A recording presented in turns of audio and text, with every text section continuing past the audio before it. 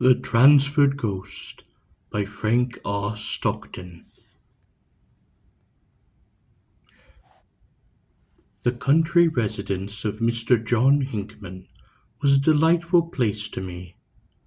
For many reasons, it was the abode of a genial, though somewhat impulsive hospitality.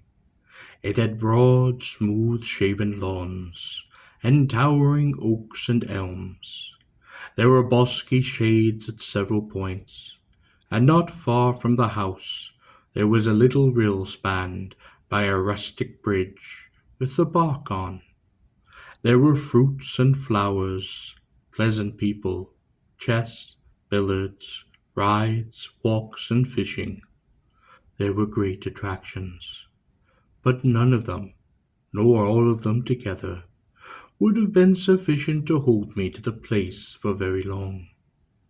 I had been invited for the trout season, but should probably have finished my visit early in the summer, had it not been that upon fair days, when the grass was dry, and the sun was not too hot, and there was but little wind, there strolled beneath the lofty elms, or pressed lightly through the bosky shades, the form of my Madeline. This lady was not, in very truth, my Madeline. She had never given herself to me, nor had I in any way acquired possession of her. But as I considered her possession the only sufficient reason for the continuance of my existence, I called her, in my reveries, mine. It may have been that I would not have been obliged to confine the use of this possessive pronoun to my reveries, had I confessed the state of my feelings to the lady.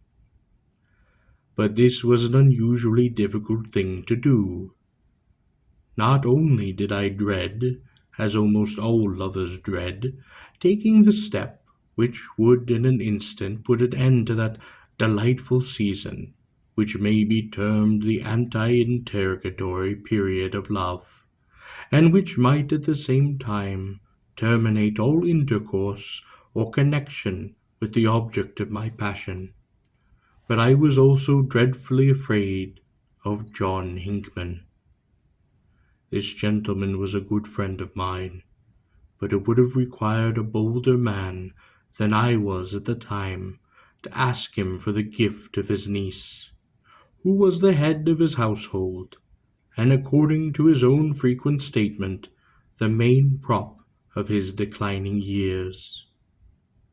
Had Madeline acquiesced in my general views upon the subject, I might have felt encouraged to open the matter to Mr. Hinckman. But as I said before, I had never asked her whether or not she would be mine. I thought that these things at all hours of the day and night, particularly the latter. I was lying awake one night, in the great bed in my spacious chamber, when by the dim light of the new moon, which partially filled the room, I saw John Hinckman standing by a large chair near the door. I was very much surprised at this for two reasons.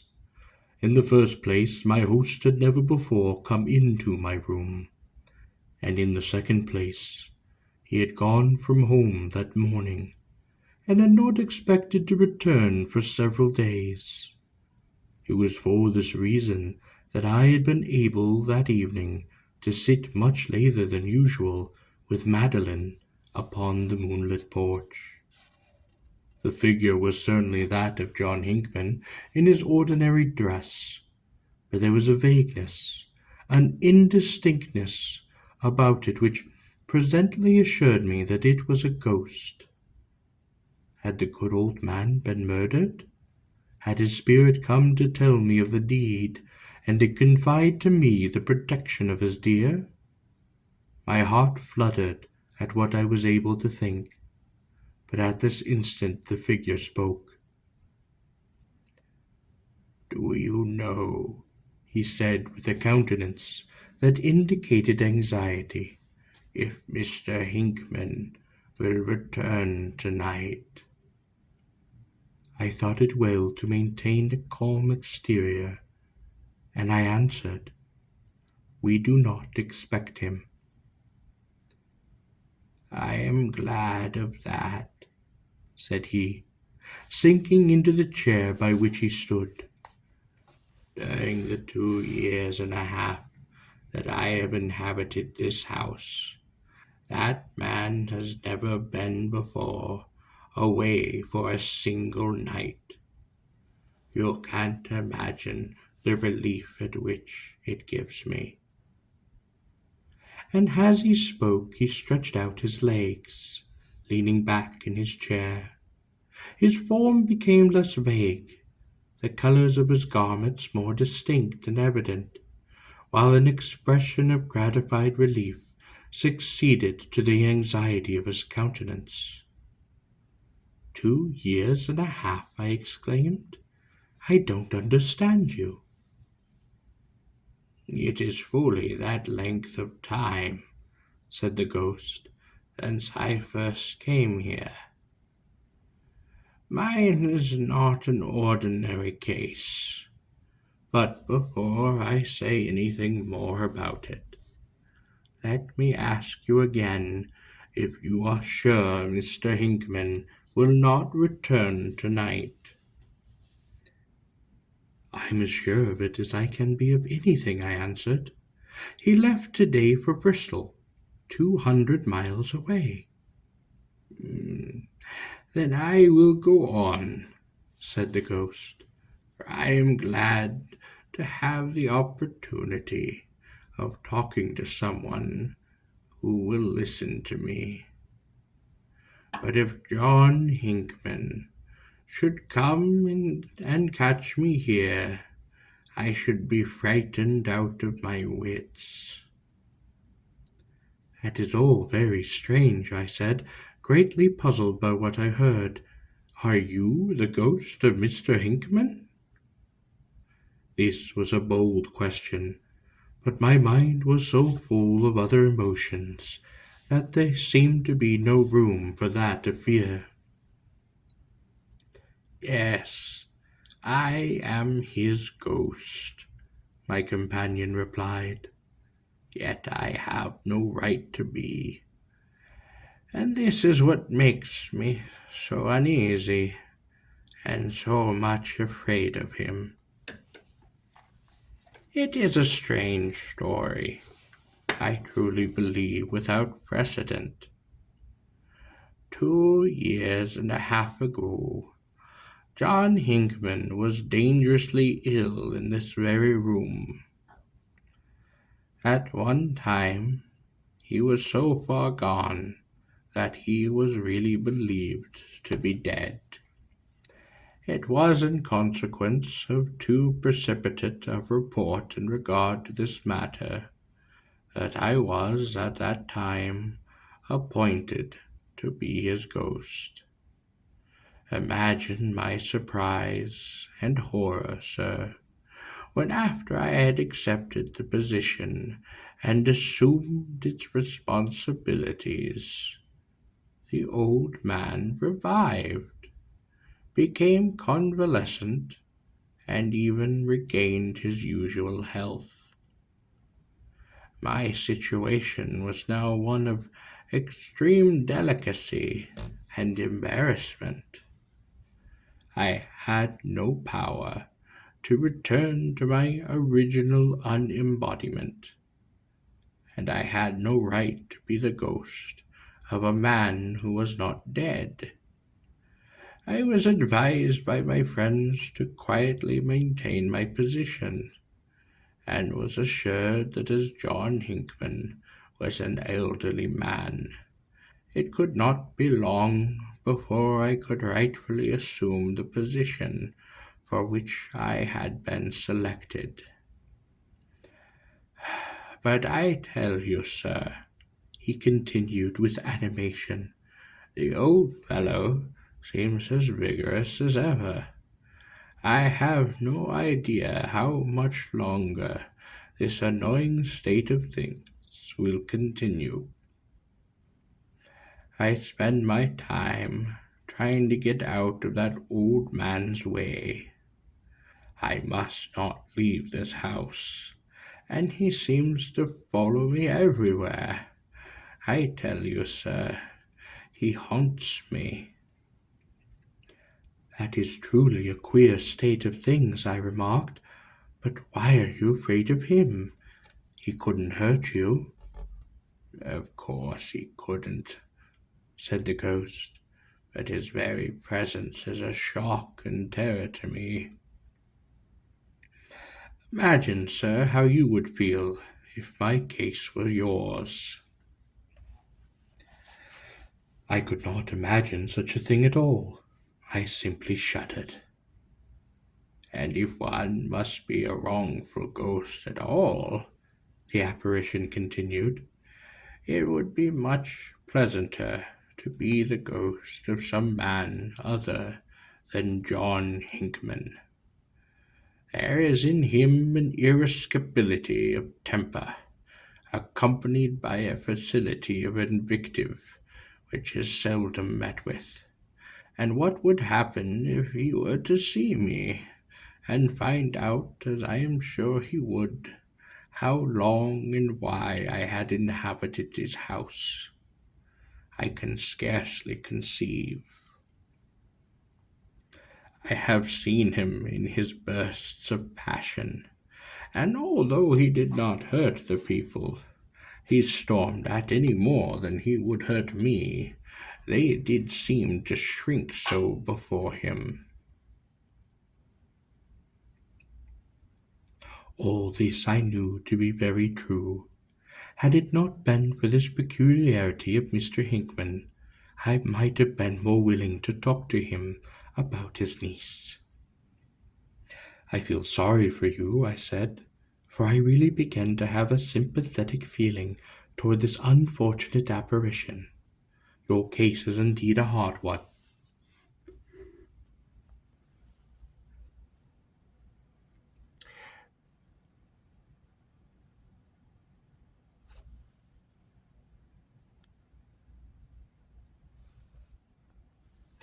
"It reminds me of those persons who have had doubles, and I suppose a man would often be very angry indeed when he found that there was another being who was personating himself."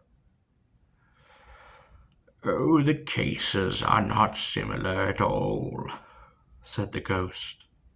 "A double or doppelganger lives on the earth with a man, being exactly like him. He makes all sorts of trouble, of course, but it is very different with me.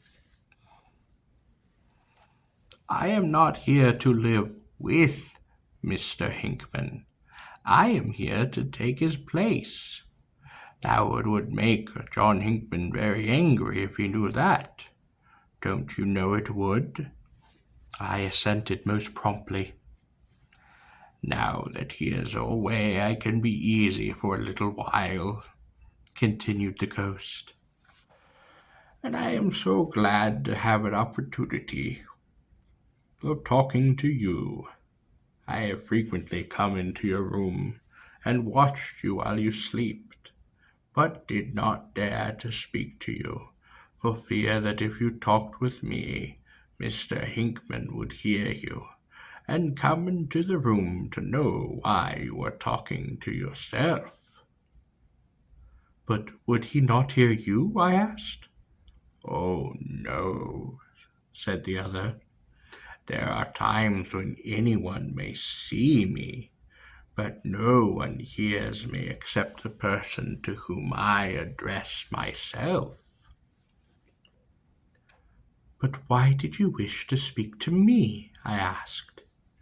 "Because," replied the ghost, "I like occasionally to talk to people, especially to someone like yourself, whose mind is so troubled and perturbed that you are not likely to be frightened by a visit from one of us. But I particularly wanted to ask you to do me a favor. There is every probability, so far as I can see, that John Hinkman will live a long time, and my situation is becoming insupportable. My great object at present is to get myself transferred, and I think that you may perhaps be of use to me." "Transferred?" I exclaimed. "What do you mean by this?" "What I mean," said the other, "is this. Now that I have started on my career, I have got to be the ghost of somebody, and I want to be the ghost of a man who is really dead." "I should think that would be easy enough," I said. "Opportunities most continually occur." "Not at all, not at all," said my companion quickly. "You have no idea what a rush and pressure there is for situations of this kind. Whenever a vacancy occurs, if I may express myself in that way, there are crowds of applications for the ghost ship." "I had no idea that such a state of things existed," I said, becoming quite interested in the matter. "There ought to be some regular system or order of precedence by which you could all take your turns like customers in a barber shop." "Oh dear, that would never do at all," said the other. "Some of us would have to wait forever. There is always a great rush whenever a good ghost ship offers itself, while, as you know, there are some positions that no one would care for, and it was in consequence of my being in too great a hurry on an occasion of the kind that I got myself into my present disagreeable predicament, and I have thought that it might be possible that you would help me out of it. You might know of a case where an opportunity for ghostship was not generally expected, but which might present itself at any moment. If you would give me short notice, I know I could arrange for a transfer." "What do you mean?" I exclaimed. "Are you asking me to commit suicide or to undertake a murder for your benefit?" "Oh, no, no, no," said the other with a vapory smile. "I meant nothing of that kind. To be sure, there are lovers who are watched with considerable interest, such persons having been known, in moment of depression, to offer very desirable ghostships. But I did not think of anything of that kind in connection with you. You were the only person I cared to speak to, and I hoped you might give me some information that would be of use, and in return I shall be very glad to help you in your love affair."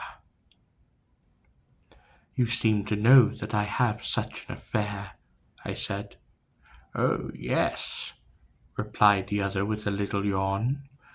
"I could not be here so much as I have been without knowing all about that." There was something horrible in the idea of Madeline and myself having been watched by a ghost, even perhaps when we were wandered together in the most delightful and bosky places. But then this was quite an exceptional ghost, and I could not have the objections to him which would ordinarily arise in regards to beings of his class. "I must go now," said the ghost, rising, "but I will see you somewhere tomorrow night. And remember, you help me, I'll help you." I had doubts the next morning as to the propriety of telling Madeline anything about this interview, and soon convinced myself that I must keep silent upon the subject. If she knew there was a ghost about the house, she would probably leave the place most instantly. I did not mention the matter, and so regulated my demeanor that I am quite sure Madeline never suspected what had taken place. For some time I had wished that Mr. Hickman would absent himself, for a day at least, from the premise. In such case, I thought I might more easily nerve myself up to the point of speaking to Madeline upon the subject of our future collateral existence. And now that the opportunity for such a speech had really occurred, I did not feel ready to avail myself of it. What would become of me if she refused me? I had an idea, however, that the lady thought that if I were going to speak at all, this was the time.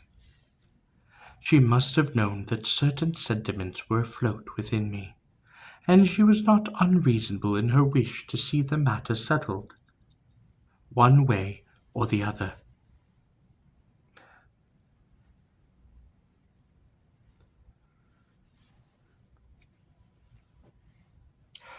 But I did not feel like taking a bold step in the dark. If she wished me to ask her to give herself to me, she ought to offer me some reason to suppose that she would make the gift. If I saw no probability of such generosity, I would prefer that things should remain as they were.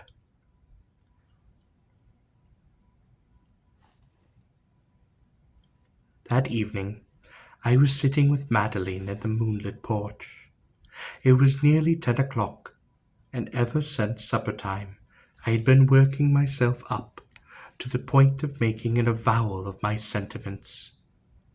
I had not positively determined to do this, but wished gradually to reach the proper point, and if the prospect looked bright, I might speak. My companion appeared to understand the situation at least. I imagined that the nearer I came to a proposal, the more she seemed to expect it. It was certainly a very critical and important epoch in my life. If I spoke, I should make myself happy or miserable forever.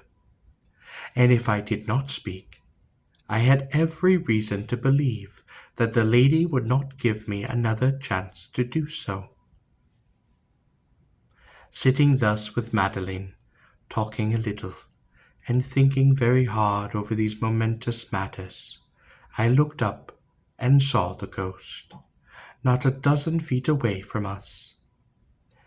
He was sitting upon the railing of the porch, one leg thrown up before him, the other dangling down as he leaned against a post.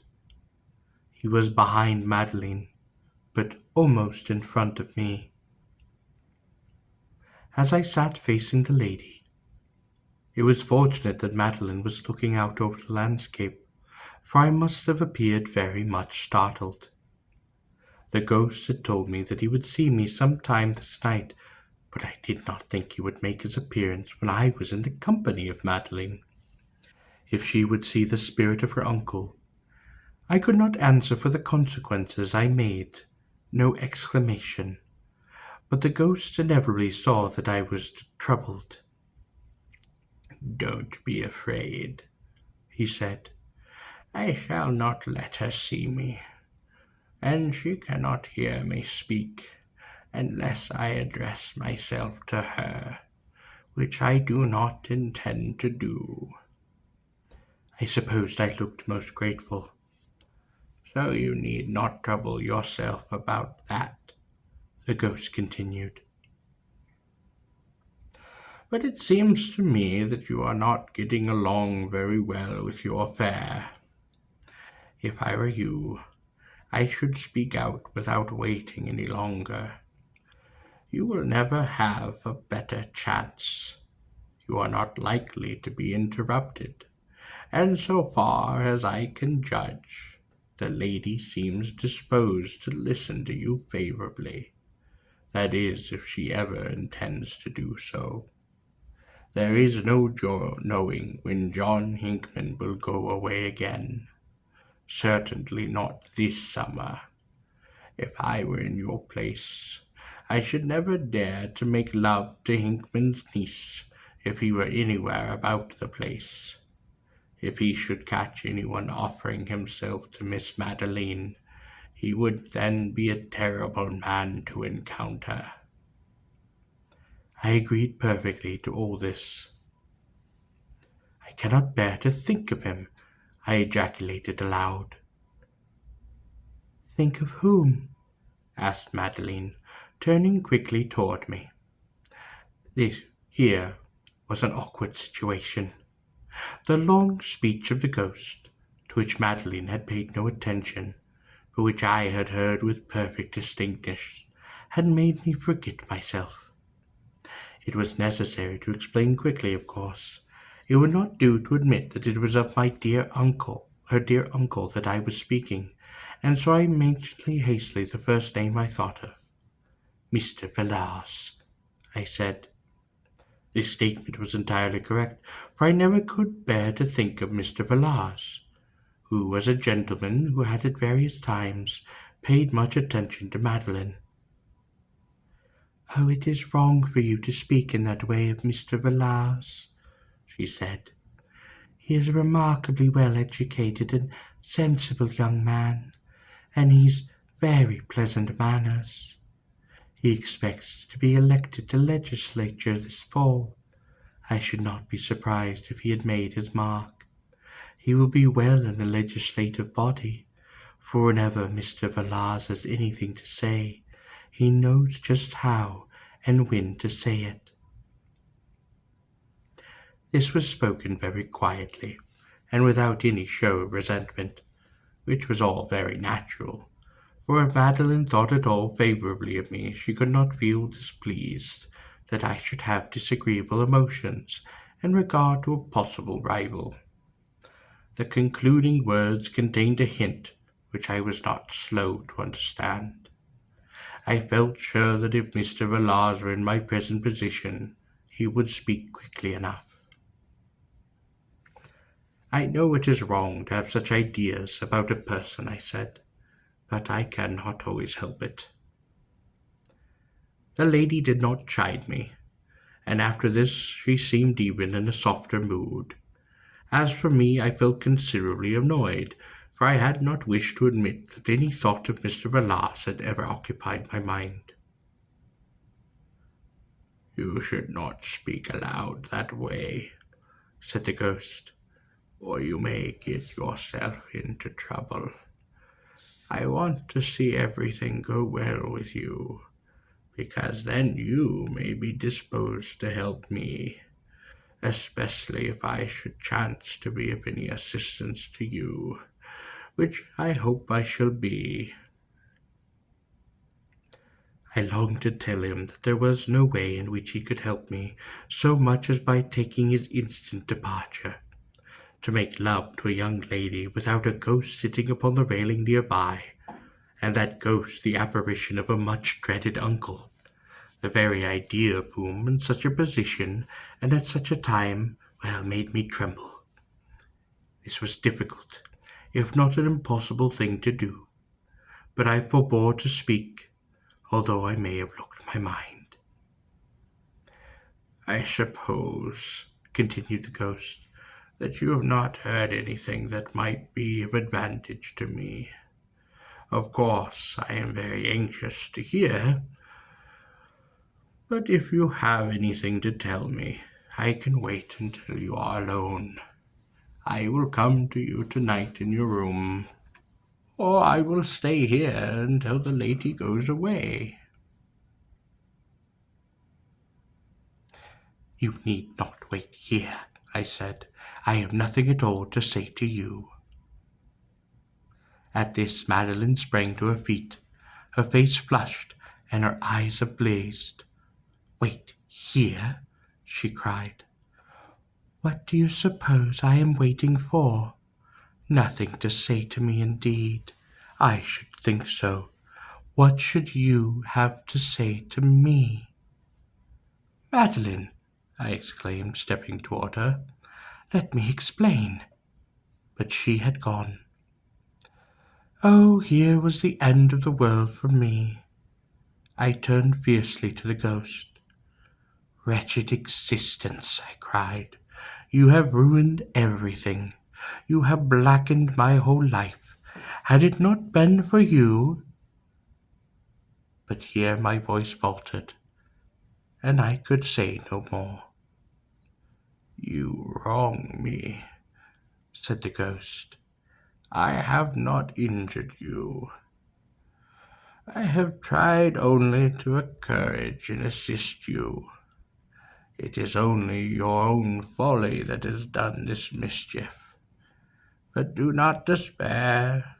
Such mistakes as these can be explained. Keep up a brave heart, good boy." And he vanished from the railing like a bursting soap bubble. I went gloomily to bed, but I saw no apparitions that night except those of despair and misery which my wretched thoughts called up. The words I had uttered had sounded to Madeline like the basest of insults. Of course, there was only one interpretation she could put upon them. As to explaining my ejaculations, that was impossible. I had thought the matter over and over again as I lay awake that night, and I determined that I would never tell Madeline the facts of the case. It would be better for me to suffer all my life than for her to know that the ghost of her uncle haunted the house. Mr. Hinckman was away, and if she knew of his ghost, she could not be made to believe that he was not dead. She might not survive the shock. No, my heart could bleed, but I would never tell her. The next day was fine, neither too cold nor too warm. The breezes were gentle, and nature smiled. But there were no walks or rides with Madeline. She seemed to be much engaged during the day, and I saw but little of her. When we met at the meals she was polite, but quiet and reserved. She had evidently determined on a course of conduct, and resolved to resume that. Although I had been very rude to her, she did not understand the import of my words. It would be quite proper, of course, for her not to know what I meant by my expressions of the night before. I was downcast and wretched, and said but little, and the only bright streak across that black horizon of my woe was the fact that she did not appear to be happy, although she affected an air of unconcern. The moonlit porch was deserted that evening, but wandering about the house, I found Madeline in the library alone. She was reading, but I went in and sat down near her. She was reading. I felt that, although I could not do so fully, I must in a measure explain my conduct of the night before. She listened quietly to a somewhat labored apology I made for the words I had used. "I have not the slightest idea what you meant," she said, "but you were very rude." I earnestly disclaimed any intention of rudeness, and assured her, with a warmth of speech that must have been some impression upon her, that rudeness to her would be an action impossible to me. I said a great deal upon the subject, and implored her to believe that if it were not for a certain obstacle, I could speak to her as plainly that she would understand everything. There was silence for a time, and then she said rather, much more kindly, I thought, than she had spoken before. "Is that obstacle in any way connected with my uncle?" "Yes," I answered, after a little hesitation. "It is in a measure connected with him." She made no answer at this, and sat looking at her book, but not reading. From the expression of her face, I thought she was somewhat softened toward me. She knew her uncle as well as I did, and she may have well been thinking that if he were the obstacle that prevented my speaking, and there were many ways in which he might be that obstacle, my position would be such a hard one that would excuse some wildness of speech and eccentricity of manner. I saw, too, that the warmth of my partial explanations had had some effect upon her. I began to believe that it might be a good thing for me to speak my mind without delay. No matter how she should receive my proposition, my relations with her could never be worse than they had been the previous night and day, and there was something in her face that encouraged me to hope that she might forget my foolish exclamations of the evening before if I began to tell her my tale of love. I drew my chair a little closer to her, and as I did so the ghost burst into the room from the doorway behind her.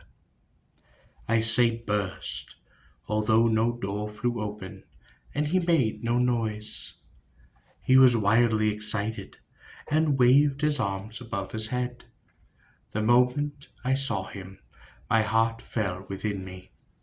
With the entrance of that impertinent apparition, every hope fled from me. I could not speak while he was in the room. I must have turned pale, and I gazed steadfastly at the ghost, almost without seeing Madeline, who sat between us. "Do you know," he cried, "that John Hickman is coming up the hill? He will be here in 15 minutes, and if you are doing anything in the way of love-making, you had better hurry it up. But this is not what I come to tell you. I have glorious news. I am at last transferred. Not 40 minutes ago, a Russian nobleman was murdered by the Nihilists. Nobody ever thought of him in connection with an immediate ghost ship. My friends instantly applied for the situation for me, and have obtained my transfer. I am off before that horrid Hinkman comes up the hill. The moment I reach my new position, I shall put off in this haunted semblance. Goodbye. You cannot imagine how glad I am to be, at last, the real ghost of somebody." "Oh," I cried, rising to my feet and stretching out my arms in utter wretchedness, "I would to heaven you were mine." "I am yours," said Madeline, raising to me her tearful eyes.